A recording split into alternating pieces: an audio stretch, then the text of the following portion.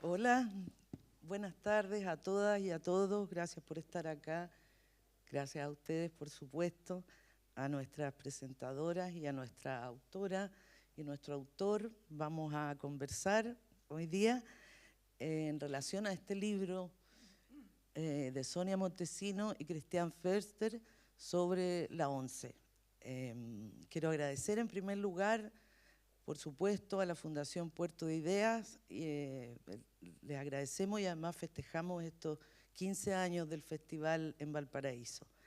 Además quiero saludar a las autoridades de la Universidad de Valparaíso que nos acompañan, Paulina Gundelach y Osvaldo Bizama y los otros. Y por supuesto al equipo editorial que está detrás de este libro, están todos por allá, Arantxa, Francisca, Gonzalo, todo el equipo de la editorial. Este libro ya está en librerías y hoy todos ustedes lo pueden adquirir acá en la librería del Fondo Cultura Económica. Quiero presentar a nuestras invitadas y a nuestros autores. Vamos a partir por Constanza Michelson, que muchos de ustedes conocen. Ella es psicóloga clínica y es magíster en psicoanálisis. Tiene varios libros ya. Uno que me gustó particularmente fueron Las 50 sombras de Freud, Laberinto de amor y sexo. Tiene muchos libros ya, hay uno muy premiado, Nostalgia del desastre, ese es premio Mejores Obras Literarias, ¿verdad? En ensayo. Bueno, también ha trabajado tiene podcast, miembro del espacio público del colectivo Coloquios de Perro, y últimamente te he visto, Constanza, en el podcast de la UDP, donde está Patricio Fernández también. Ahí. Sí, muchas gracias por aceptar la invitación desde ese punto de vista, que es tuyo, tan particular. Manuel Infante, que está acá a mi lado, después voy con los autores. Es la famosa Manuel Infante, licenciada en Artes de la Universidad de Chile, dramaturga, directora, actriz y músico, cantante también, ¿cierto?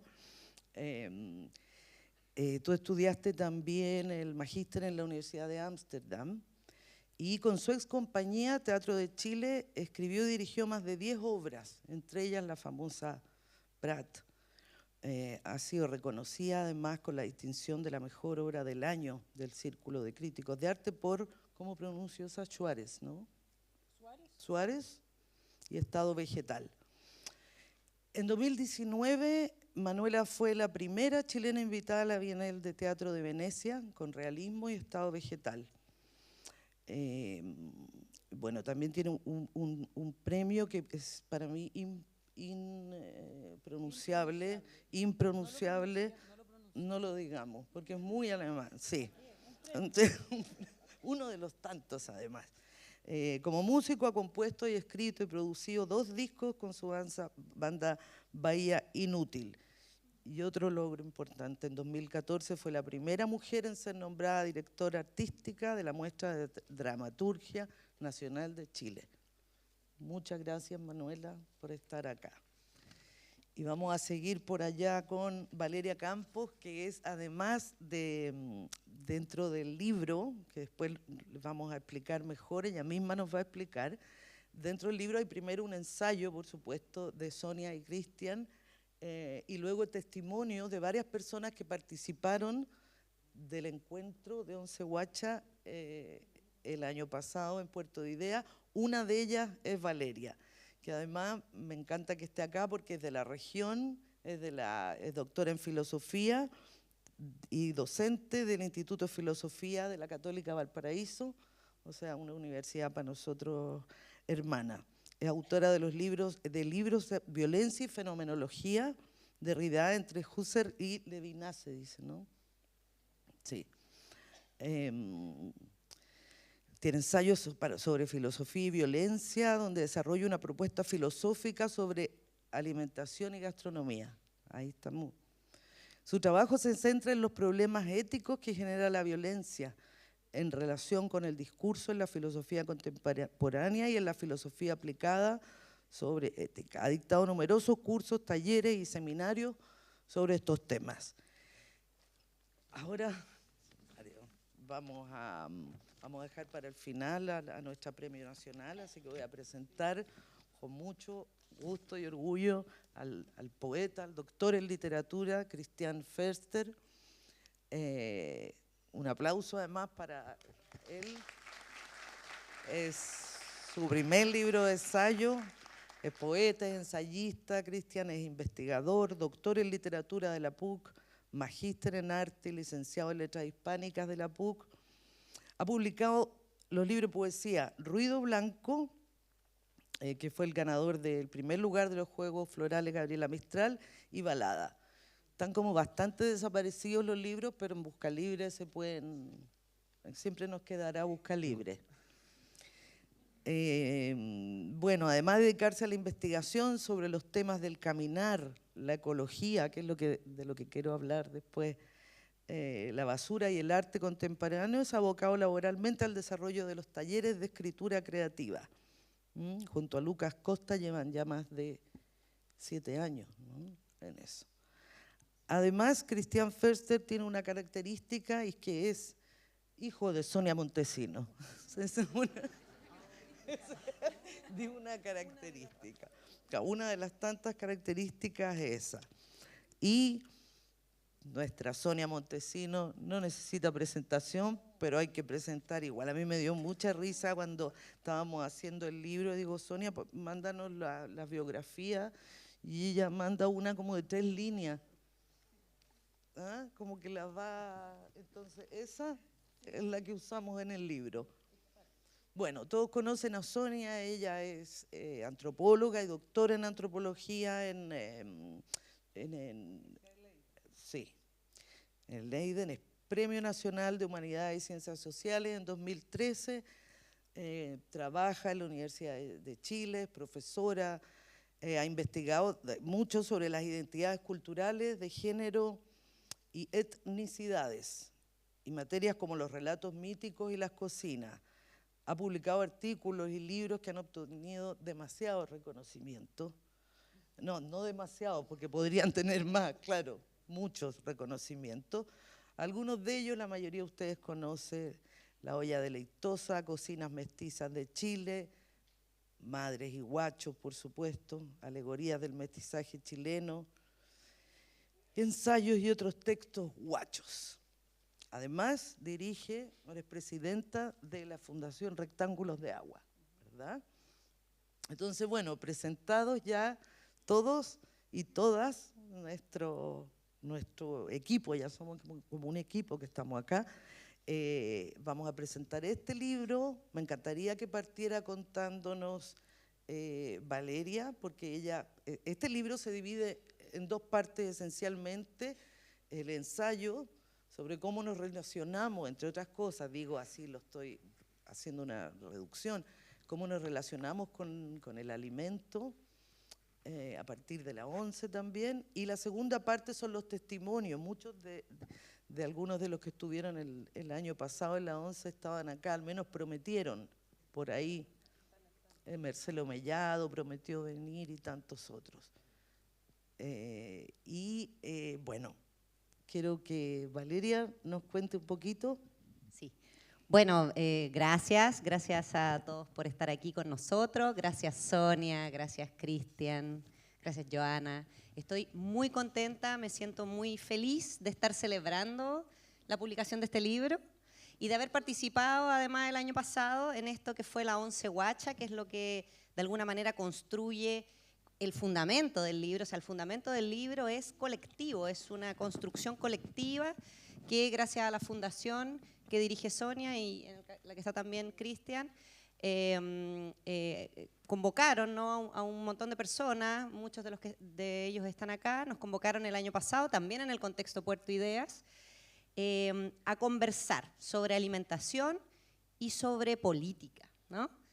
Y fue realmente una experiencia muy interesante porque tuvimos una conversación muy distendida, muy franca, muy crítica, recuerdo, muy fructífera en ese momento, y es maravilloso ver cómo esa conversación entonces le da la estructura o la base a este pequeño libro, a este pequeño ensayo. Entonces, primero agradecer esa instancia de poder participar en la construcción de un pensamiento crítico como el que está en este libro. Y bueno, celebrar también que haya sido así. Entonces, en realidad es un libro que está escrito a dos manos, pero donde también resuenan muchas voces. Y eso es muy, emocionante poder verlo, poder leerlo. Así que estoy muy feliz de haber sido parte de ese momento, de estar aquí de nuevo. Me siento privilegiada. Y me gustaría simplemente destacar algunas de las cuestiones que se tratan en el libro, también para introducirlo, para que ustedes, los que no lo han leído todavía, para que puedan también hacerse una idea antes de que las compañeras aquí también puedan dar sus propias reflexiones. Bueno, lo que nos convocó el año pasado fue justamente lo que les decía, ¿no? Hablar de alimentación, de nuestra relación con la alimentación, con la comida, con el comer, con el compartir alimentos, pero desde una mirada política y político-crítica, ¿no? Sí, ¿no? Nos convocaron, o sea, bueno, al menos yo me puse a criticar, por supuesto, porque, bueno, ¿qué más puede hacer uno, no?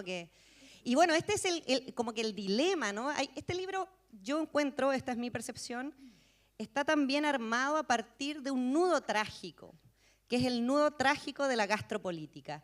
La gastropolítica es, digamos, una situación trágica, porque los que nos interesa la alimentación, que me imagino somos muchos o todos los que estamos acá, ¿no es cierto?, sabemos lo difícil que es hablar de política alimentaria.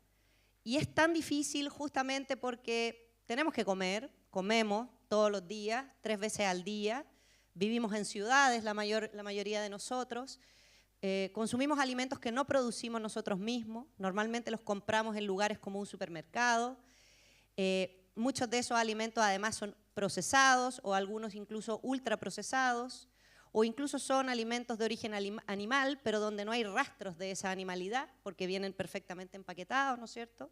Muy, muy, muy bellos, incluso uno no se da ni cuenta de que es un cadáver lo que hay ahí. Entonces tenemos esta relación con el alimento muy cotidiana y claro, ponerse a pensar los problemas políticos, éticos y jurídicos que están involucrados en esas decisiones alimentarias cotidianas es algo muy difícil, ¿no? Muy difícil, muy problemático, muy aporético, que genera en nosotros siempre, y voy a usar un término de los autores, una suerte de ecoansiedad, ¿no? Es decir, una suerte de esto, ¿no? De ansiedad, de mala conciencia incluso, porque nos gustaría comer distinto, nos gustaría tener una relación con el alimento que fuera distinta, que no estuviese en complicidad con la destrucción de ecosistemas, que no estuviese en complicidad con el dolor animal, que no estuviese en complicidad con la pérdida del sentido del gusto, con la pérdida de las tradiciones por la homogeneización de la alimentación que generan las transnacionales alimentarias. Nos gustaría, pero es tan difícil, ¿no? Es tan difícil, entonces finalmente uno termina haciéndose el leso, yendo a comprar igual y bueno, comiendo lo que hay igual. Es una situación, bueno, perdón que parta como con este tono un poco pesimista, un poco trágica, ¿no? Por eso digo, la describo como trágica y la noción de ecoansiedad me parece que está ahí muy bien escogida. Frente a esta ecoansiedad tenemos muchas reacciones nosotros cotidianamente. Una de ellas es la compulsión ortoréxica, ¿no? Que también aparece en el libro, es decir, esta compulsión a comer orthos, a comer rectamente. La ortorexia podría calificarse como una suerte, o podría llegar a ser un trastorno de la conducta alimentaria cuando la obsesión por comer rectamente, correctamente, se apodera, ¿no? De nuestras vidas y de nuestras emociones y de nuestras decisiones. Y a veces tendemos a eso, ¿no? A una extrema obsesión por tratar de elegir lo correcto, siempre desde una buena voluntad, que es la buena voluntad de querer relacionarnos de una manera, digamos, pacífica, no violenta, con eso que necesitamos hacer, que no podemos no hacer, pero que además nos da tanto placer y tanta felicidad, ¿no? Como es comer. Entonces creo que el libro está construido de una manera muy inteligente. Sonia, Cristian, celebro la manera inteligente en que está abordado el problema de la gastropolítica y su tragedia, ¿no? Su tragedia constitutiva. Y esta manera, me parece a mí, es a partir de un concepto hermoso que acuñan los autores, que es el concepto de enmarañamiento, ¿no? Que también podría ser enredo, pero me encanta cuando deviene enmarañamiento, porque es todavía más enredado. El enmarañamiento. En efecto, cuando se habla de alimentación y política, hay una maraña, es decir, hay una suerte de nudo donde confluyen muchos factores, ¿no? No solamente factores económicos, políticos, factores personales, factores emocionales, factores biográficos de cada uno de nosotros, factores culturales, que convergen ahí en nuestras decisiones alimentarias cotidianas y que hay que tener en cuenta justamente, y esto me parece lo más interesante, justamente para salir de una suerte de dicotomía, una suerte de maniqueísmo crítico, ¿no? Que no es fructífero en absoluto, que sería esta dicotomía de, que a veces entra en nuestras mentes, de que hay una manera buena de comer y una manera mala de comer, ¿no? Entonces, si tú no haces lo que dicen los criterios de la manera buena de comer, eres malo, maligno, eres cómplice del sistema capitalista, etc. Y solo podrías salvarte de esta violencia, ¿no? De este mal comer, siguiendo entonces las normas, a veces muy rígidas, ¿no? Que generan este ortos, ¿no? Incluso este deseo hiperrecto, siguiendo estas normas muy estrictas de lo que se supone que es comer bien. Pero al poco andar uno se da cuenta de que comer bien es imposible, dado el enmarañamiento de factores que confluyen en la producción de cada uno de los alimentos que comemos todos los días. Y esto me parece entonces de una brillantez, ¿no? Haber puesto en el centro de un libro sobre gastropolítica una noción, esta noción de enmarañamiento, que en el fondo para mi gusto lo que hace es tensionar la idea de crítica. La crítica, ¿no es cierto?, que viene del griego krinos, krinein, que siempre implica cortar, hacer una distinción tajante, en este caso entre el bien y el mal. Esa distinción, que es imposible en la práctica alimentaria, está muy bien criticada, diría yo, o abordada en tensión a partir de la noción de enmarañamiento. En efecto, tenemos prácticas alimentarias enmarañadas, donde hay enredos, donde hay nudos. Y cada uno de nosotros hace lo posible por desanudar al máximo su práctica, ¿no? Los que estamos acá, que nos interesa comer. Yo estoy segura que cada uno de nosotros hace sus esfuerzos cotidianos, ¿no? Por siempre tender a lo mejor, elegir el mejor producto, no comer en las transnacionales, tratar de preferir agricultura campesina, bueno, pesca artesanal, por ahí está la mailing, ¿no es cierto? Cada uno hace su esfuerzo, pero la verdad que es tan complicado, entonces que tengamos un libro hoy día que nos diga, amigos, compañeros, es complicado, y para todos es complicado, y nadie lo hace perfecto, ¿no? No hay nadie que lo haga perfectamente, no hay héroes alimentarios, no existen esas personas. Si a alguien le da la sensación, sospeche, porque no se puede. Eso me parece como muy rescatable, agradezco mucho ese término, y creo que para mí es lo que hace muy, muy inteligente, muy brillante a este pequeño ensayo, ¿no? Que será pequeño, pero es muy intenso justo por eso, ¿no? Y el otro término que me parece muy interesante, que quiero rescatar, y al tiro doy el pase, ¿sí? ¿Estoy bien? ¿Estoy bien? Es el de comensalismo, ¿no? Que es justamente la base de la metodología de la onceguacha, que es una metodología de trabajo colectivo, ¿no? De generación de ideas en conjunto. Esta idea de comensalismo, que también tiene su versión biológica, ¿no? Nosotros nos acostumbramos, los que en el colegio, o qué sé yo, cuando uno estudia biología se habla del comensalismo, es decir, esta relación simbiótica que tienen los organismos entre sí y que es una relación de alimentación, de compartir alimentos, de alimentarse unos de otros también. Los autores lo llevan al ámbito de las prácticas sociales, del comer juntos. Bueno, yo también pienso, y siempre lo he pensado, y por eso también me gusta mucho este término, que la base de nuestras comunidades, la base de lo común de la comunidad, es siempre, o sea, no es necesariamente la filiación, el compartir algo como la patria, la nación, la lengua, la sangre, sino que la base de lo común de nuestra comunidad son, digamos, las escenas donde compartimos alimentos, ¿no? Esas escenas cotidianas, pero maravillosas, excepcionales siempre, aunque sean cotidianas, en que nos sentamos todos juntos a la mesa, en que compartimos alimentos, en que alguien cocina y al cocinar exterioriza su amor, porque un plato de comida es amor hecho visible, ¿no? Ese amor que uno nunca puede ver porque está adentro de cada uno, se exterioriza, se vuelve objetivo y todos lo pueden ver cuando se cocina, ¿no? Entonces, esa idea del comensalismo, de la comensalidad, del comer juntos, que esté a pensarlo como aquello que configura, fortalece y fundamenta el lazo social, me parece clave también, ¿no?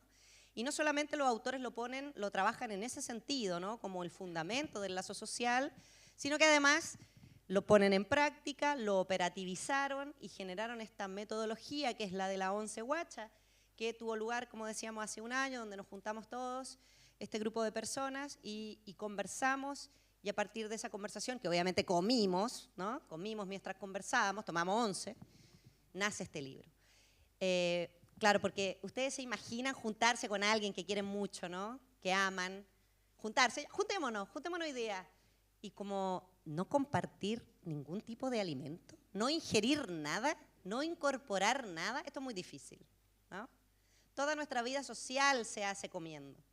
Los temas más importantes, política, celebraciones, los hacemos en escenas de comida, donde hay comida, públicas o privadas, ¿no? Pero también cuando comemos una misma comida, supongamos una cazuela, por un momento, en la medida en que incorporamos la cazuela, por un momento al menos, mientras se hace la digestión, compartimos la misma materia. Nuestro cuerpo, digamos, se transforma en la cazuela y por un momento todos tenemos el mismo cuerpo. Esto es muy hermoso, ¿no? Entonces, funciona a nivel material, funciona a nivel inmaterial. Y por qué no decir también que el comensalismo también nos entrega una suerte de idea de canibalismo feliz, ¿no? Nos comemos los unos a los otros constantemente en nuestra relación social, ¿sí? Es decir, incorporamos al otro para poder relacionarnos con él. Si uno en verdad no se relaciona con las personas tal como son en sí mismas, se relaciona con eso, esa imagen, ¿no? esa representación, por decirlo así, o ese afecto del otro que uno incorpora. Entonces, bueno, celebrar también ese otro concepto, el de comensalismo, que está entonces a la base temática del libro, pero también en la base operativa, en la base metodológica de la construcción del mismo.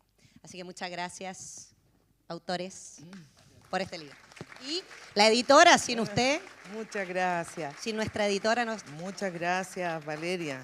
En el testimonio de Valeria, que está acá en el libro, en la página 74, me quedó esto muy marcado. A veces se nos olvida que comer es de los pocos momentos que tenemos de felicidad pura y dura, y además es cotidiano. Que es cierto, ¿no? Y qué hambre me dio a todos. Ahora me encantaría darte la palabra, Manuela. Gracias. Gracias, Sonia, Cristian, por la invitación. Yo a la Sonia la persigo siempre, para todo. Así que si me invitaba, venía. Sí. Así te puedo seguir hinchando con cosas que se harán y que no se harán. Sí, este es un libro súper estimulante. Es lindo que sea corto. Es lindo que sea estimulante y corto. Para mí es un libro totalmente inesperado porque yo no trabajo en estas áreas del pensamiento y sí trabajo mucho con el concepto del antropoceno, con el concepto de lo enmarañado. Y bueno, soy una persona que come, pero nunca me sorprendió la juntura de esas cosas y traje aquí unas cosas anotadas, si es que logro leer mi letra, que además es letra de bus, de las cosas que me convocan de lo que encontré ahí. Primero que nada, me fascina el concepto de la Once Guacha, también en su dimensión performativa. Yo soy directora de teatro. Me gusta mucho esta descripción que dice que es un lugar donde saborear la ilegitimidad del saber. Me siento contenida por esa descripción. Yo siempre me encuentro en estas situaciones donde hay personas que son académicas, otras donde hay personas que son científicas, otras donde hay personas que son artistas, y yo soy una especie de híbrido que siempre ha circulado entre esos espacios y siempre siento que mis saberes son ilegítimos, que no son tan legítimos como los de las otras personas que están sentadas a la mesa. Entonces me fascina esa idea de la ONCE como el lugar donde se saborean estos saberes ilegítimos. Y me suena un poco también a una descripción que yo siempre hago del teatro, que digo que el teatro es la manera en que el mundo se piensa a sí mismo, que en el fondo es una cosa que piensa por sí sola. Y lo que estoy diciendo con eso no es que piense por sí sola, sino que de alguna manera algo piensa cuando todas nos juntamos, que no es ninguna de nosotras, ni tampoco la suma perfecta de todas nosotras, ¿no? Es parecido a cuando uno se junta a hacer una obra de teatro y termina ocurriendo este evento reflexivo que es la obra de teatro y que fue hecha por, yo digo, el teatro mismo, ¿no? Esa entidad que piensa o esa práctica del mundo pensándose a sí mismo. Que es un pensar incorporado, afectivo, eso, que tiene todo que ver con saborear saberes, me encanta cómo se parecen esas dos palabras, ilegítimo. Eso por un lado. Y lo otro que obviamente me convoca y me fascina es el concepto de enmarañamiento, es algo con lo que yo trabajo un montón. Y el libro lo trae a escena de una manera súper especial e interesante.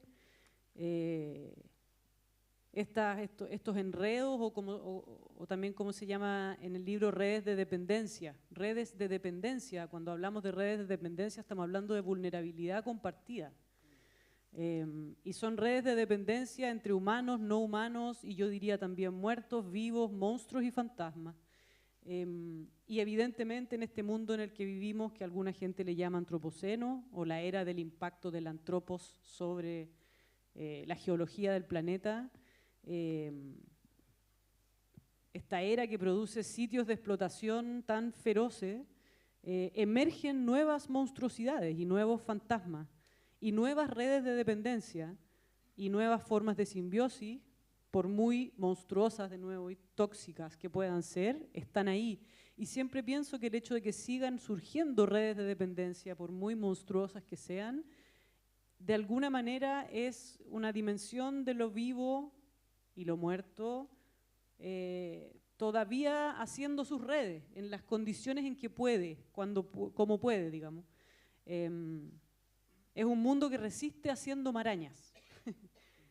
Todavía haciendo maraña. Y traigo quizás aquí a la mesa un concepto de una antropóloga peruana que se llama Marisol de la Cadena, que sigo mucho, que es ella, en vez de decir antropoceno, dice antropociego.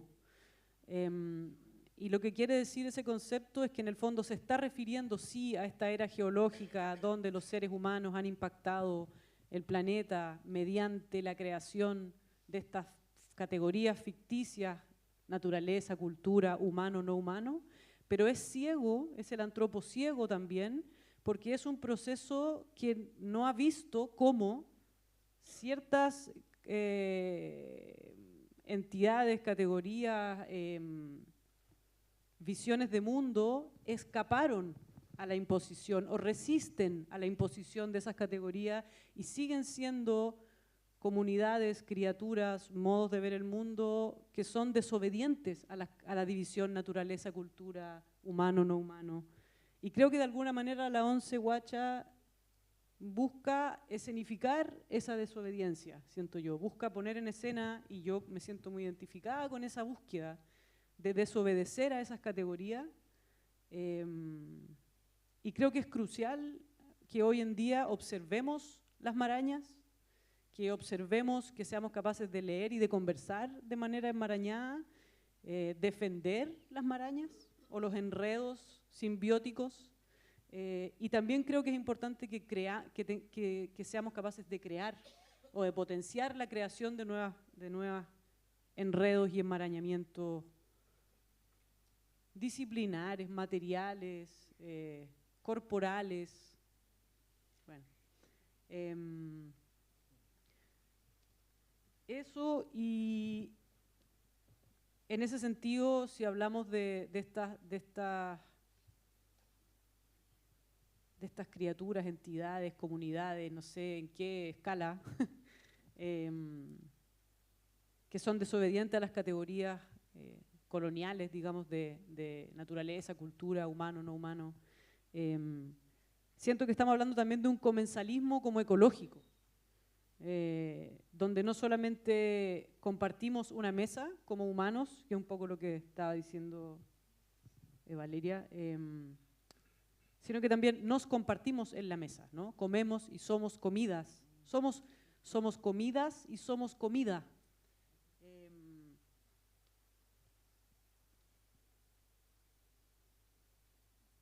Creo que esta idea del comensalismo y la once guacha también se puede pensar en ese más macro, ¿no? Como estamos enmarañadas en estas redes simbióticas, que también significa que somos parte de redes de alimentación, de traspaso energético, que son redes que se están reconstituyendo todo el tiempo.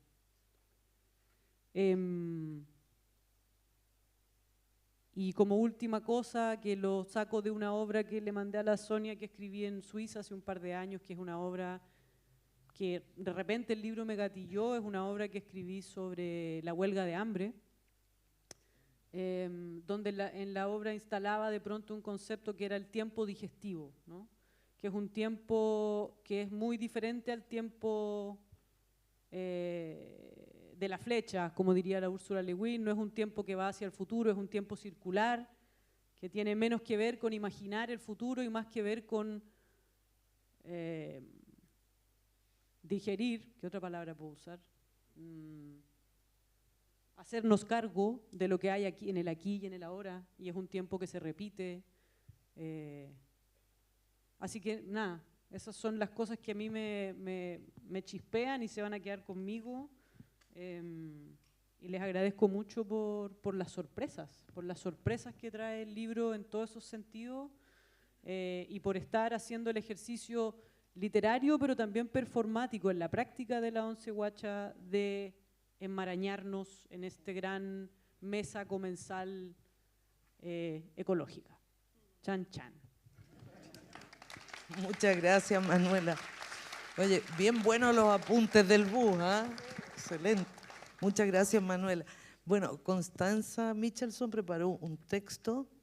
Yo sí escribí. Así que lo va a leer ahora. Sí, pues bueno, es que yo pensé, tengo que primero, muchas gracias por la invitación, además me encanta esto, de repente estas invitaciones a presentar libros, porque bueno, si convocan algo, pensar algo, ya está bueno.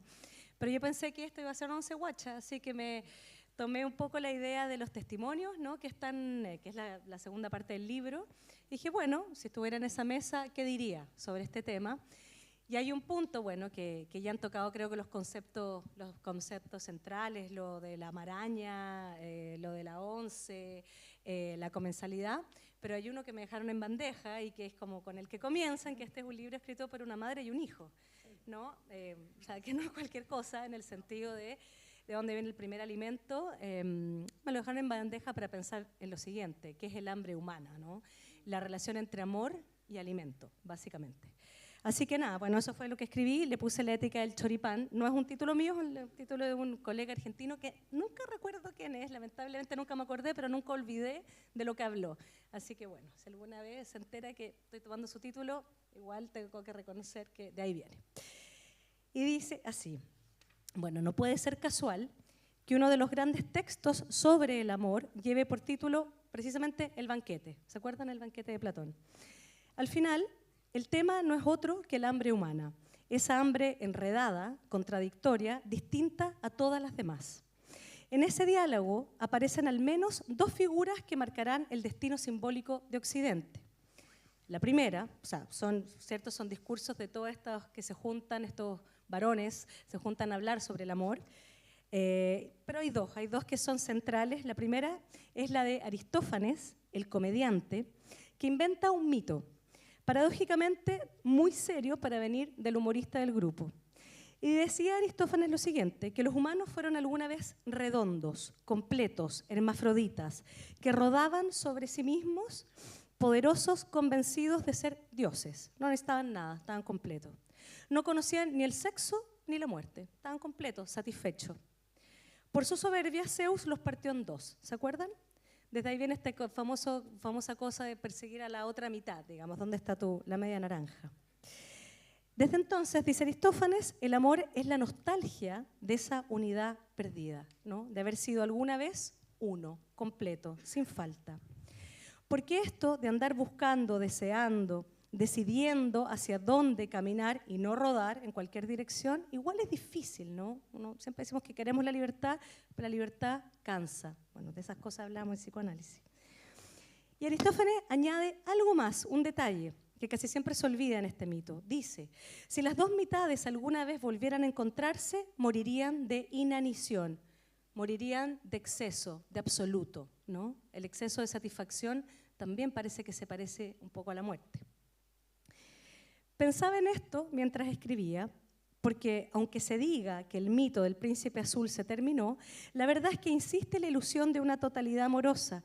Y me acordé de esto cuando escribía. ¿Se acuerdan que una película que estaba muy de moda cuando yo estaba como en la universidad, Azul Profundo, ¿se acuerdan? Y como que era Mino, el protagonista, y uno encontraba que era lo máximo y todo. Pero de repente, acuérdense, él deja a esta mujer embarazada, pero él se va con los peces. Y todos pensamos, oh, qué hermoso, qué heroico. ¿Por qué? ¿No? Y deja bueno, no sé, uno le habría dicho hoy día que por lo menos pague la pensión, ¿no? No sé, algo, después se vaya a nadar con quien quiera. O esa serie que estuvo de moda hace algunos años atrás, que se parece a la versión moderna del mito de Aristófanes, Sense8, no sé si se acuerdan, si alguien la vio, y que era una especie de comunidad telepática de seres todos iguales, que comparten todo, los pensamientos, las emociones, los placeres, sin distancia, sin secreto. O sea, la fantasía de al fin encontrar a ese que te va a entender por completo, ¿no? Sin ningún lío, sin enmañaramiento. Es la vieja fantasía, muy vieja, de la fusión y que, bueno, se actualizan distintos mitos actuales que tenemos, donde por fin está el sueño de que la humanidad se reconcilie, la paz mundial y que nos entendamos por completo. La segunda figura fundamental de este banquete de Platón, ¿cierto?, de ese relato, es el de Sócrates. Y aunque en rigor no es él quien habla, sino que hace hablar a una mujer, la única mujer del grupo, Diotima, él dice, mi teoría del amor es la de una mujer. Dice lo siguiente, que ella, su maestra, enseña que el amor no nace de la plenitud, sino del hueco, que el deseo requiere humildad, no arrogancia. El amante no es quien posee, sino quien respira entre lo que falta y lo que no llega, en ese espacio, ¿no? Y como todo mito necesita un ejemplo, entonces esta es la parte divertida del banquete de Platón, es que llega Alcíbiades, ¿se acuerdan? Entra tambaleando, curado y hermoso, era el más guapo de la polis, se dice, y interrumpe la discusión y le declara su amor a Sócrates. Y básicamente le ofrece una transacción, es decir, su cuerpo, era guapísimo se supone, y se supone que él quería el saber de Sócrates. Pero Sócrates no acepta el trueque, se corre, dice, no hay trato, porque aceptar sería dejarse comer, precisamente. Y Sócrates, que en el fondo es un humorista trágico, busca otra cosa, suspender el tiempo, ese instante donde el hambre no se consuma en el deseo ni se resuelve, sino que lo deja con ganas, ¿no? Lo deja esperando. Es como, no sé, el consejo de la abuelita, ¿no? No todo el tiro, ¿no? Espera un poquito. ¿Y qué es lo que hace Sócrates en el fondo? Tampoco ofrece un sustituto, ¿no? No ofrece ansiolíticos, ni ositos de peluche, todas esas versiones modernas del mito del alma gemela, sino que desmonta la lógica misma de quererlo todo. Le dice a Sócrates, Alcíbiades, no puedes tener todo lo que quieras, ¿no? Deja a Alcíbiades frente a su propio deseo, desnudo y sin consuelo. Lo obliga a preguntarse, aunque sea por un segundo, ¿qué quiero? ¿Por qué quiero todo? ¿Por qué creo que puedo comprarlo todo? Quizá de esa incomodidad, de esa pausa que ningún fármaco puede llenar, brote la posibilidad de otra cosa, de crear, amar un poco, contemplar, no sé, algo nuevo. Pequeñas acciones que requieren no estar tan seguro, no tapar el hueco demasiado rápido. Y claro, si se mide en términos de éxito, Sócrates ganó esa noche, pero perdió. Acuérdense que la ciudad lo condenó a muerte. Y en cambio, al bello de Alcíbiades, ese militar ambicioso y encantador, terminó siendo héroe y traidor a la vez, ayudando sin saberlo a destruir la polis que lo había celebrado. La ciudad, algo tiene que ver, es otra historia, pero algo tiene que ver con la caída de la ciudad. Bueno, a veces la historia la escriben los que comen rápido. En otra genealogía, en la del Génesis, que es otra de nuestras raíces de pensamiento, el asunto del amor y el hambre aparece, y el límite vuelve a aparecer desde el primer capítulo. Ahí la primera ley es alimentaria, ¿se acuerdan? Pueden comer todo, estos primeros seres humanos, la parejita, pueden comer todo menos algo. la manzana del árbol del conocimiento. O sea, el mundo empieza, podríamos decir, con una dieta. Para crecer debe haber un límite, un no. Hoy día fíjense que las cosas son not, como que el no da lata. Pero no, esta cosa parte con un no, tenían que crecer ellos, ¿no? Tiene que haber un límite. Ante la manzana viene la primera elección. O sea, estos inocentes van felices por ahí, por el bosque, y de repente hay un cartel que dice, no sé, no pasar o no se puede. ¿Y qué es lo que nace? Porque uno crece en ese minuto, no es que uno crezca para siempre, pero al menos en ese minuto, porque uno tiene que elegir. Aparece la transgresión y aparece la conciencia ética. ¿Qué hago? ¿Transgredo o no transgredo? ¿Sí? Estamos obligados a crecer. Pero Dios mismo, al comienzo de ese relato, aún era un purista y un poco fascista, hay que decirlo. O era inocente, no sabemos. Primero, da la indicación, porque da otra indicación también en el primer tiempo del Génesis, que el alimento permitido es el vegetal, no la carne. ¿No? Primero le dice, van a poder comer de todo, pero no los animales. En ese mundo inicial, nadie come a nadie. El hambre todavía no tiene sangre. Pero después viene, bueno, acuérdense, viene la expulsión, pasan más cosas, Caín, Abel y todo eso, y viene el diluvio. ¿Sí? Los humanos se portan mal, Dios se cabrea, por eso digo que era un poco purista, y dice, estos no se portan bien, diluvio, ¿no? Arrasa con todo. Todo eso que separó al principio, todo se mezcla en estas aguas revueltas. Pero parece que en ese gesto del diluvio también Dios crece. Ese Dios, el del Génesis, abandona sus teorías absolutas, esas que exigían al ser humano una pureza imposible, que es lo que, bueno, habla un poco Valeria a propósito del libro, esas teorías imposibles sobre el humano. Entonces, este Dios hace un gesto cruel en su lucidez. Le entrega, dice, bueno, ok, ya, voy a aceptar que no puedo castigar todo el tiempo al ser humano por ser malo, porque el bien y el mal van juntos, enmarañados. Lo acepta, pero dice, yo no los voy a volver a castigar. Se retira, es un Dios retirado muy pronto, y dice, bueno, el ser humano va a tener una tarea más ardua, la responsabilidad por su preservación. Respecto de la dieta también la cambia, y esto es un punto interesante. Dice, ok, van a comer carne, van a poder comer animales, pero hace solo una indicación, no la sangre. Es decir, permite matar para vivir, hay que comer, y ese es el problema, ese es el nudo trágico, hay que matar, pero no asesinar. No matar por codicia, no matar por saña, ¿no? Y esa es una distinción, bueno, que es una distinción que a veces el límite es cuál, ¿no? Es decir, se puede matar, pero no por el gusto de la muerte. Me parece que eso es central. El límite, entonces, no es la prohibición de matar, sino que es la conciencia. El exceso, ese más, ¿no? El glotón, de alguna manera. Todo el Génesis, uno podría una lectura, gira en torno a esa tensión, la codicia y el límite, el impulso y la espera, que es lo mismo que hace Sócrates, no vas a comerte todo, no se puede todo, ¿no? Y hay un bibliólogo que me gusta mucho que se llama André Benin, que tiene un libro precisamente sobre la comida y el deseo en el Génesis, y dice, el límite es precisamente ese límite o este problema es lo que nos hace crecer, si a alguien le interesa todavía el asunto sobre crecer. Es el lugar donde el ser humano se vuelve criatura ética. En esto, ¿eh? Quiero todo, no, tienes que esperar. Y eso es lo que hace básicamente una madre o quien cría a un hijo, ¿no? Hay que esperar, ya no se puede todo. Esa es la gran caída del ser humano, ¿no? Cuando la mamá ya no es una extensión de uno mismo. Y después hay que escribir libros juntos y otras cosas, pero ya nunca van a ser la misma persona, aunque lo intenten. Y eso, me parece, tiene que ver con el libro que hoy presentamos, porque las teorías maximalistas que buscan el bien absoluto no solo son irrealizables, son morales en el peor sentido. Pretenden purificar y terminan castigando. En cambio, si se quiere cuidar el mundo, hay que empezar por cuidar al verdugo también, hacerlo crecer, hacerlo responsable. No del mundo entero, nadie puede tanto, sino de su pequeño pedazo de mundo. En mi oficio, el psicoanálisis, el problema es el mismo que el del banquete, esa tensión entre el cuento de Aristófanes, del ser redondo, y el de Sócrates, ¿no? Que es el de ser que le falta, entre el mito de la unidad y la enseñanza del límite que se vuelve deseo. Es en el fondo la nostalgia humana por un mundo redondo sin responsabilidad, que no tiene nada de antiguo, es un viejo anhelo de ser todo, lo que pasa es que hoy día tenemos más herramientas para lograrlo. Hay un psicoanalista, Lacan, decía, él es del siglo XX, decía, cuidado con que el siglo XXI pueda cumplir las perversiones fantasías del siglo XIX, y ahí estamos igual.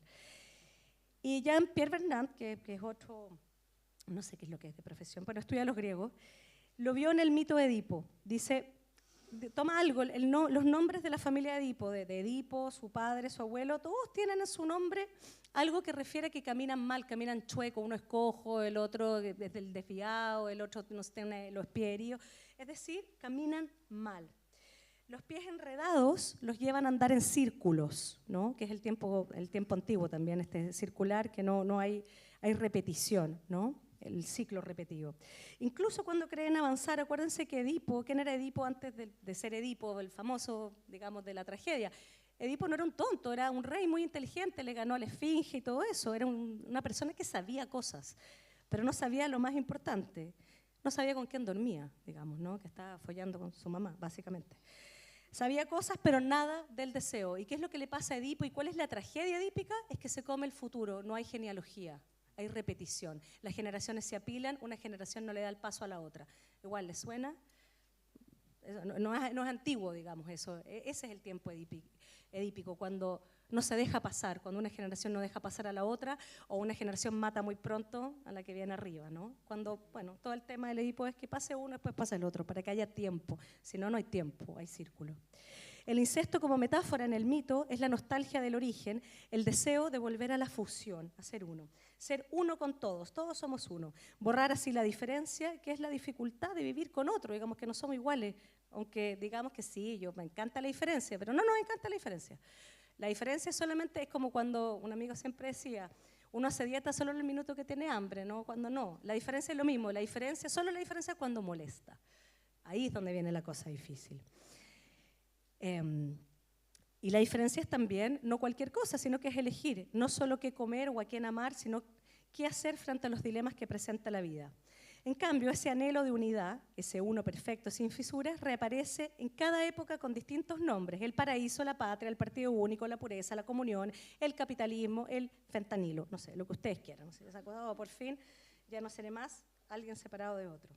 Todas son versiones del mismo rechazo a lo impuro, a lo incompleto y al límite. Y cuando el límite se pierde, el deseo se degrada en apetito y el apetito se convierte en voracidad, no en gusto. De ahí nacen por un lado los resentimientos políticos y por otro las industrias de la satisfacción. Las dos beben de la misma fantasía, que nada deba faltar. Aristófanes, ¿se acuerdan del ser redondo? Diría que es el intento de volver a pegar las mitades a la fuerza. Hace poco alguien me contó que Elon Musk estaba súper enojado porque en Estados Unidos quieren volver a ir a la Luna, porque los chinos quieren ir a la Luna. Entonces Estados Unidos dice, bueno, vamos a volver a la Luna también. Entonces Elon Musk salió despotricando, diciendo que esto era una cosa anticuada, que ya la Luna pasó de moda y que ir a Marte. Entonces, después de unos días de enojo, volvió a hablar en redes sociales, algo pensó y decidió algo. Elon Musk dijo, ya, ok, vamos a ir a la Luna, pero ahí vamos a instalar nuestros servidores, nuestros desechos, todas estas cosas que están molestando en el mundo porque ocupan mucho espacio, ensucian y todo eso. O sea, si la Tierra no basta, hay que comerse al espacio. El límite ¿qué es lo que hace? Es como Alcíbiades, el límite es como las cosas not. El límite se desplaza, pero no se interroga. O sea, un límite que ya no hace límite. Ese es nuestro tiempo. Eso es lo perverso en nuestro tiempo. Un límite que ya no funciona como límite. No, sino que se puede reciclar, hacer algo para que no sea tan límite. No sé si me explico. Ahora, ponía acá, no se aprovechan. Hablar de Elon Musk mal es súper fácil. Es de esos personajes peculiares que hoy dirigen el mundo y es muy fácil criticarlos y odiarlos y todo eso. Lo difícil es interrogar esa misma pulsión, pero en uno mismo. Ahí es donde mi oficio ofrece una herejía. Me queda poquito, por si acaso. ¿Y qué es lo que ofrece mi oficio aquí? Porque el psicoanálisis no promete éxito ni calma, obliga a crecer, eso que no nos gusta para nada. Y crecer no es algo que se aprenda. Perdónenme si digo que la pedagogía tiene algo de superstición.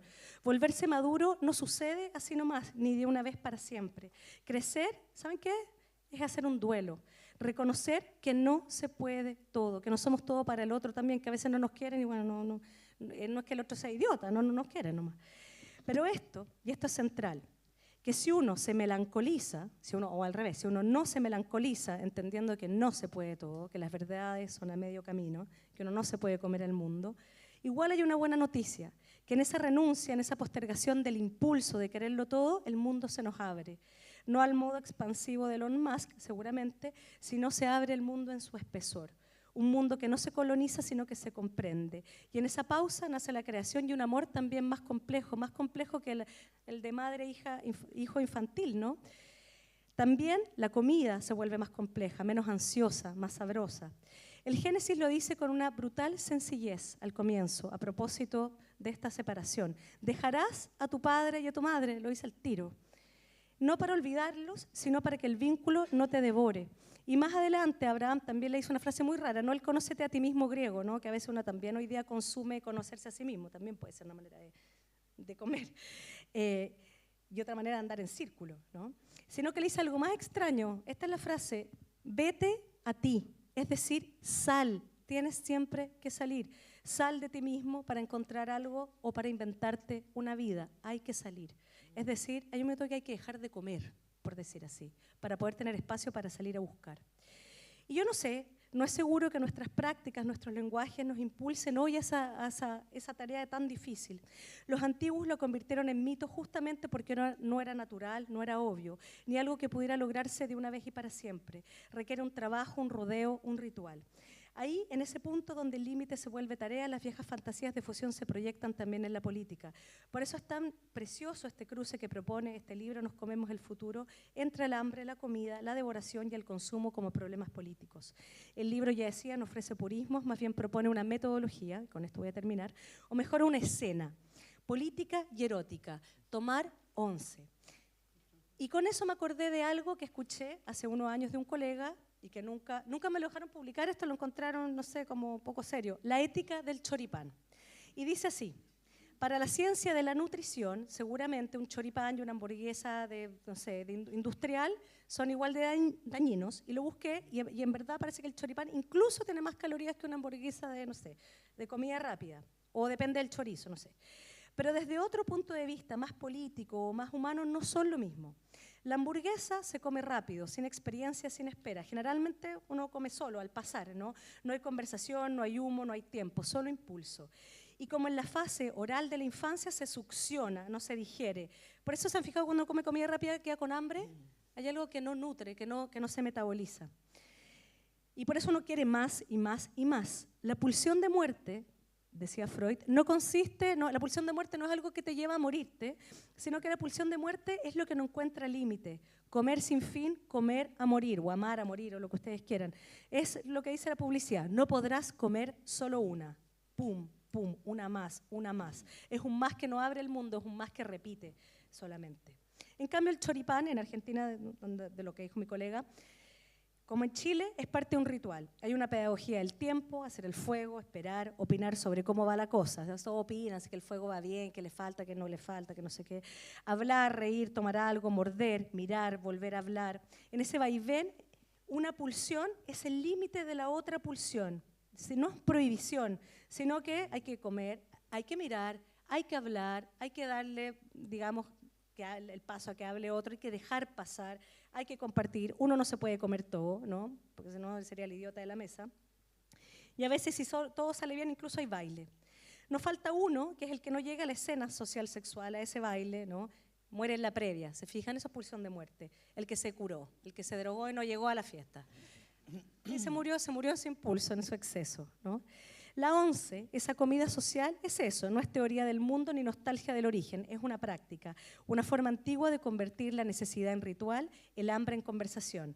Es un pacto de no devorarlo todo, ni al otro ni al mundo, sino de compartir, dejar comer, dejar hablar. Hannah Arendt decía, a propósito que la vida política se parece a una mesa. Decía, la mesa es lo común no es la identidad, no es la patria, no es eso, sino que es lo que nos reúne, lo común, y al mismo tiempo nos separa, porque eso hace una mesa, te separa del otro, da un espacio. Es una distancia justa para que haya diferencia, para que exista lo plural, que es distinto a la identidad, ¿no? Igual necesitamos una identidad, pero es otra cosa lo que hace. Si quitamos la mesa, piensen en lo que pasa. Se caen unos arriba de otros. ¿Y qué pasa cuando nos caemos uno arriba de otros? Volvemos al mito de Aristófanes. Todos empezamos a hacer lo mismo, a pensar igual, como si fuéramos un gran uno. A eso, al pensamiento en masa, al fervor sin hueco, Primo Levi, en su testimonio, lo llamó el mal social. Ahí es cuando ya no hay baile, ni pulsión, ni pensamiento que interrumpa el ritmo de la muerte, solo queda el compás repetitivo, pum, pum, de las cosas que no pueden detenerse. Y cuando nada puede detenerse, todo termina por destruir y destruirnos. Muchas gracias. Muchas gracias, Constanza. Me gustaría dar, muchas gracias, la palabra nos queda, igual nos dieron unos minutos más acá la producción, porque yo tenía varias preguntas para los autores, pero también quisiera partir mejor con que quería hacerle la pregunta y partir contigo de cómo es esta escritura, cómo fue la escritura a cuatro manos, pero quizás primero a lo mejor Sonia quería darte la palabra simplemente porque... o sea, más allá de la... Sí, por eso más allá de la pregunta. Si la... No nos queda nada. Bueno, yo quiero agradecer, o sea, agradecerles a ustedes, Valeria, Manuela, bueno, y Constanza, porque creo que han sido, podríamos haber estado en la 11 Guacha. Claro. Muy bien. ¿Sí? Quizás nos faltó alguno de los colegas cocineros, digamos, ya que están acá, que pueden hablar también desde otros lugares, ¿no? Entonces quiero agradecer porque la verdad es que las lecturas que ustedes han hecho han generado, digamos, nuevos enredos, ¿ya? Nuevos enredos bueno, también quiero agradecer la presencia de ustedes de la Universidad de Valparaíso, ya Chantal, no sé, no está acá, digamos, ¿no? Puerta Idea. Estaba. Bueno, también quiero agradecer a Puerta Ideas porque la 11 Guacha la hicimos el año pasado en el marco ya de Puerta Ideas, no en este escenario, en otro, arriba, en un tercer piso, no sé qué es lo que hay acá. La hicimos ahí, ¿no? Entonces es muy bonito como cierre, a pesar de que no le gusta la Constanza, ya que las cosas se cierren, ¿ya? Pero aquí siento que también hay ese cierre. Solamente quisiera decir dos o tres cosas, ¿ya? Una, hay que entender el comensalismo de la 11 precisamente no como una juntura de los iguales, sino una juntura de los diferentes. Y acá retomo lo que planteaba Manuela, que creo que es sumamente importante, que porque la gente dice, ¿por qué le ponen 11 guachas a esta cuestión? No sé qué sentido tiene, ¿no? Y tiene un sentido, en el caso mío, yo he trabajado muchas cosas guachas, ¿sí? Porque creo que tiene que ver con algo que podemos, comillas, hablar de identidad nuestra, que es la ilegitimidad, ¿ya? Eso ilegítimo que nos funda, y cuando uno empieza a pensar muchas cosas de por qué no hacemos esto o por qué no hacemos lo otro, tiene que ver con un tema guacho, ¿ya? Y creo que cada uno de los que estamos acá, el establecer esas genealogías siempre nos incomoda, ¿ya? Hay una incomodidad, hay algo que no es adecuado, ¿ya? Y cuando hacemos esta 11, que tiene una tradición en nuestras cabezas, ¿no? En nuestras memorias, tiene una tradición antigua, porque todos tomamos 11, hemos tomado 11, ¿sí o no? Sí, ¿no es cierto? Todos. La 11 forma parte, más que lo que podríamos decir el almuerzo o las comidas, etc., forma parte de algo muy, muy antiguo que está arraigado en nosotros y que tiene que ver con las regiones, con lo plural, con muchas cosas. Pero, ¿qué nos interesa de esta 11? Nos interesa esta idea de que nos podemos juntar a pensar en conjunto, que podemos pensar en conjunto. En nuestras 11 hay gente muy docta, que sabe muchas cosas, que son nutricionistas, que son médicos, etc. Pero también están las personas absolutamente simples como todos nosotros que comemos, porque todos comemos, ¿sí? Y todos tenemos algo que decir sobre el alimento, ¿no? Entonces, eso que se llama método, nosotros lo hemos tratado de alguna manera de difundir, ¿ya? De que hay una posibilidad, porque ese drama que tú decías al comienzo es un drama antiguo que tiene que ver, les voy a decir muy sintéticamente, con la reciprocidad. Cuando uno analiza desde el punto de vista antropológico qué es lo que ocurre, ya en esto que ustedes hablaban de gastropolítica, ¿qué es la gastropolítica?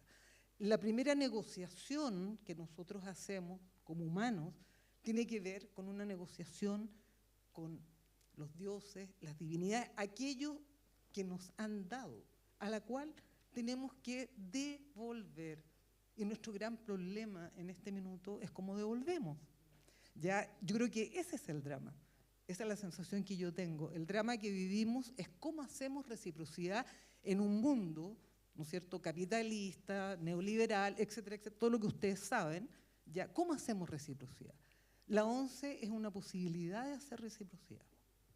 ¿Ya? Y hacer reciprocidad no solo comiendo todos juntos, todos juntas, ¿ya?, sino es que nos construimos, y ahí tendríamos que discutir con nuestra querida Constanza, ¿ya?, cómo nos construimos en tanto hermanos y hermanas.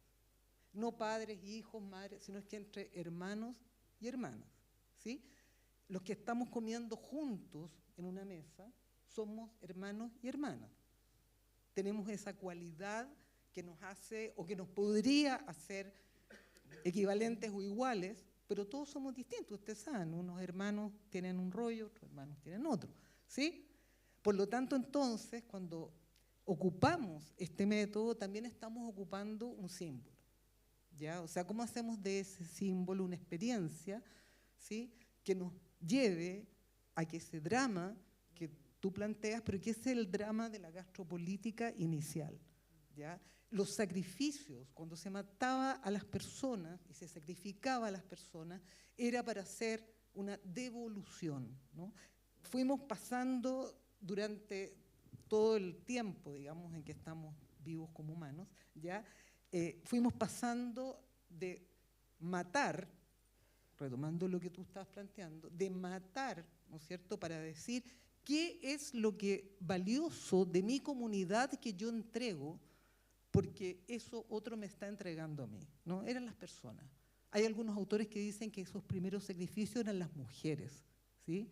Después fueron sustituyéndose, y ahí está lo interesante, la sustitución de esas ofrendas, ¿ya? Porque esa sustitución nosotros nos damos cuenta, ¿ya? Hay algunos autores que lo extreman, ¿no es cierto?, y plantean que el dinero es, ¿ya?, la sustitución que nosotros usamos en este momento. Bueno, eso ya es para discutirlo más, pero lo que me interesa es entender, ¿no es cierto?, esa transformación. La máxima transformación tiene que ver con la hostia, ¿no? O sea, la representación, la Eucaristía, es la máxima, ¿no es cierto?, ¿cómo podríamos decir?, sublimación, ¿ya?, de este drama, ¿ya? ¿Cómo lo hacemos? No nos podemos comer, no te puedo comer, ¿ya?, pero me voy a comer, ¿no es cierto?, el sacrificio del otro, ¿ya?, de alguna manera, que es un sacrificio en el caso cristiano, ¿no es cierto?, que viene también a mí a transformarme, ¿no? Bueno, pero eso también es otra discusión.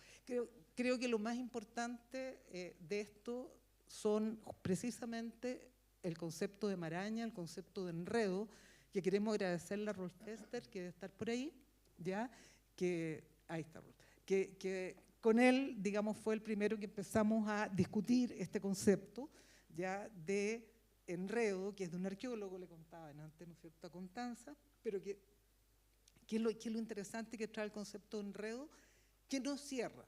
Porque cuando uno dice, voy a analizar un pedazo de pan, ¿sí?, un trozo de pan, solo decir un trozo de pan, ya vamos a llegar a una cantidad de vínculos, de marañas que van, que vuelven, de tramas, ya, si lo hacemos, digamos, de manera seria, ya que nos vamos a dar cuenta que entonces no podemos encapsular el pan solamente, ¿no es cierto?, en un concepto ni gastronómico, ni político, ni simbólico, sino es que está dentro, ¿no?, de un mar, ya, como dirían ¿cómo se dicen esto?, los astrónomos, ¿no? Estaría relacionado, digamos, ¿no?, con este universo creado también por una explosión extraña, según dicen, ¿no? Y entonces, claro, ¿cómo nos entendemos todos dentro de esa maraña? Lo que decía la Manuela adelante, o sea, efectivamente, la maraña lo que hace, ayer escuchábamos a Peña, no sé que si ustedes fueron a esa conversación, me estoy extendiendo mucho, a esa conversación, pero no, lo que quería llevarlos a que, claro, cuando la gente tiene tan claras las cosas, se oscurecen, ¿no? O sea, porque es demasiada claridad. Entonces, claro, la maraña a veces puede ser como, chuta, no me sirve esta cuestión, o sea, porque uy, me deja, digamos, mal. Tengo que saber mucho, tengo que leer mucho, tengo que enrollarme mucho, ¿no? Pero en todo caso creo que nos lleva a una claridad en el sentido de algo. El libro en algún punto, y lo conversamos mucho con Cristian, este desencantamiento, esta depresión, esto que está todo horrible, porque efectivamente está todo bastante horrible, ¿no? Pero ¿cómo hay una esperanza en esta gastropolítica? ¿Ya? Y esa esperanza en la gastropolítica, la propuesta de esa once, de ese comensalismo, que ojo, Valeria, entre paréntesis, el comensalismo ya de los animales está muy vinculado a que uno ya es el huésped de otro, ¿ya? El comensalismo que nosotros estamos proponiendo es un comensalismo donde hay reciprocidad. O sea, hay un huésped que puede, digamos, darle comida a los otros, ¿ya? Pero siempre va a haber este ciclo, ¿no? Este círculo de la reciprocidad. Entonces, en ese sentido, el concepto biológico, digamos, es distinto a este, ¿ya? Solamente una cosa, porque la gente a veces no... me han preguntado también muchas veces por qué el comensalismo, cuando en biología o en ese plano es muy complicado, digamos, ¿no? Porque uno se aprovecha del otro, ¿sí? Entonces es complejo. Entonces, este comensalismo que proponemos nosotros tiene que ver con esa esperanza, ¿ya?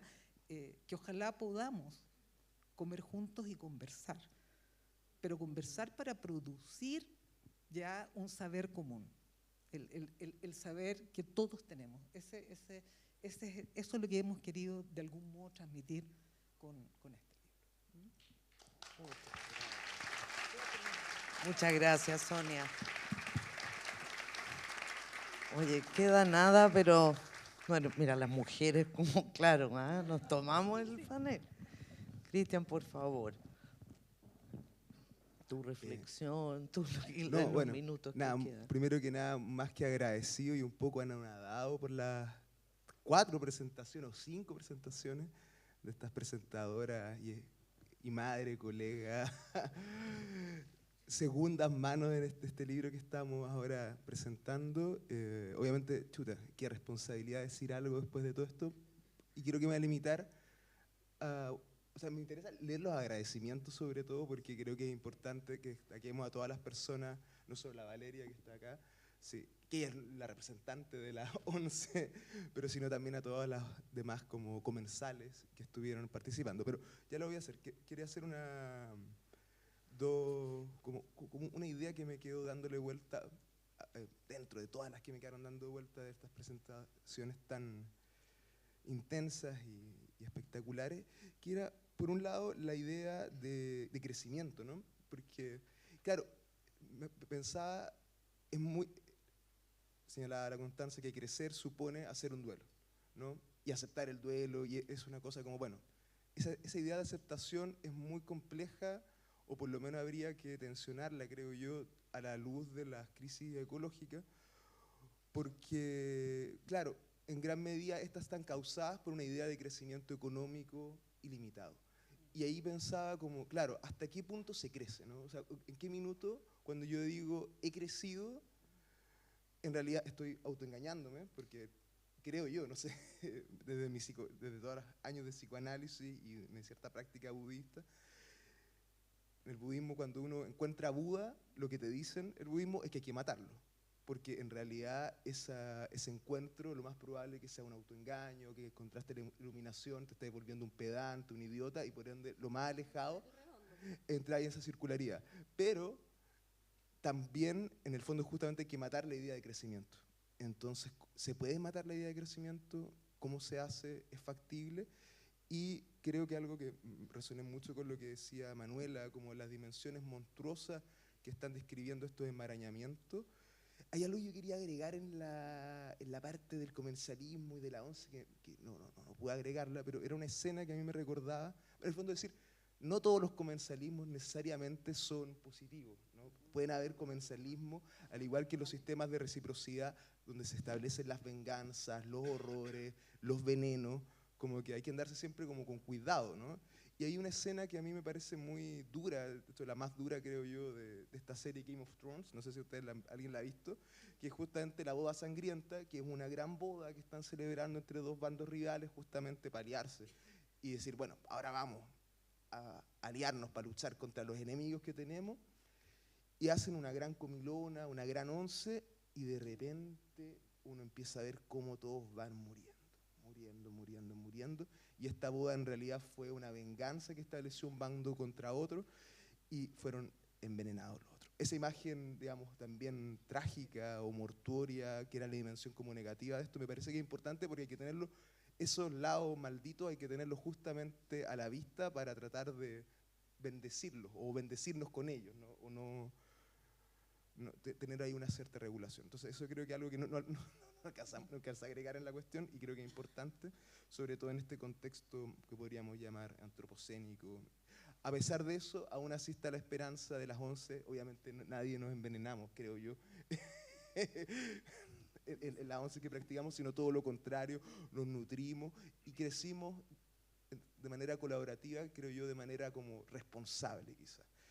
Y en ese sentido hay algo que, bueno, para terminar esto y sí leer los agradecimientos, porque fueron muchas personas, entonces no me puedo acordar de todo, se los voy a leer, que es la cuestión colaborativa. Yo creo que por ahí va la cosa, creo que Vale también señalaba lo que era muy interesante, esta idea de las compras colaborativas, que son muy difíciles, y el problema de lo colaborativo es que es difícil, yo encuentro yo, es muy difícil, exige un tipo de temporalidad, un tipo de velocidad que más encima nos expone a estos riesgos de venganza, de rabia, de conflicto, que al final decidimos, bueno, mejor lo hago yo solito y chao. Yo vivo en una comunidad y en esta comunidad es como el ejemplo de la anticomunidad, porque al final todo funciona de una manera absolutamente individualista. Yo mismo me veo en eso, sobre todo respecto a los temas como de reciclaje, que al final cada uno recicla por su cuenta, la municipalidad nos retó por no saber reciclar y dijo, bueno, cada uno lo tendrá que hacer por su cuenta porque como comunidad no lo saben. Y ahí yo decía, chuta, qué difícil. Y creo que la 11 Guacha de algún modo es una especie de ensayo para volver a habilitarnos en esas responsabilidades, como diría Donna Haraway, ¿no?